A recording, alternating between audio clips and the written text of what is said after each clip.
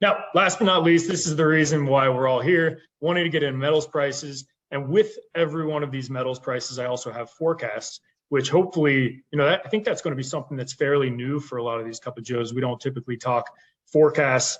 And I do want to make it clear that these are not Nick Webb's forecasts. These are not Mike Carrazzo's forecasts. These are bank forecasts that get compiled and summarized on Bloomberg, and then we just display them for you. So these are not my opinions. These are the market opinions. But looking at carbon steel, right? What's that, Mike? Well, they're not right. Yeah, exactly. Looking at carbon steel, been a roller coaster ride. We have certainly seen U.S. prices come back down to earth in the last couple of months, and there's even been a little bit of convergence in the last couple of weeks and months. It's not much, but ever so slightly in the bottom right corner, you can see Chinese prices in U.S. dollars per short ton, and with a little bit of optimism coming out of the Chinese Politburo meetings. And I will say it's a little optimism. It's not glaring optimism. There's been a little uptick in Chinese steel prices.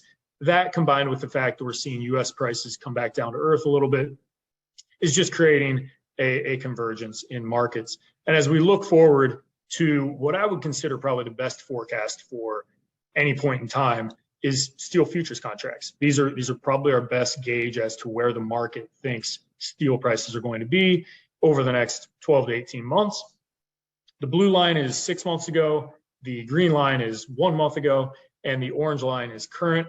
And what's interesting, when you look at the blue line 6 months ago and the current number or current numbers, there really isn't much deviation in those. It's 20 to 30 bucks in where we would have been forecasting 6 months ago versus where we are now.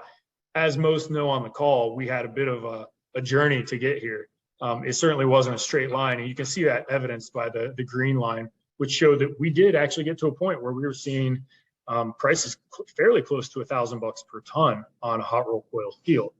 We've very quickly come out of that cycle, and despite the fact that U.S. mills have announced a round of price hikes about a month ago, it looks like they did more to kind of stop the bleeding than they did to actually reignite a price increase. So for now, it's really kind of looking like stability is ahead. Now, every time I say that, it tends to be wrong. Something happens, a mill blows up, and I don't mean to joke about that sort of thing. But this, as we sit here right now, it's basically saying plus or minus 20 or 30 bucks is the forecast for the next $18.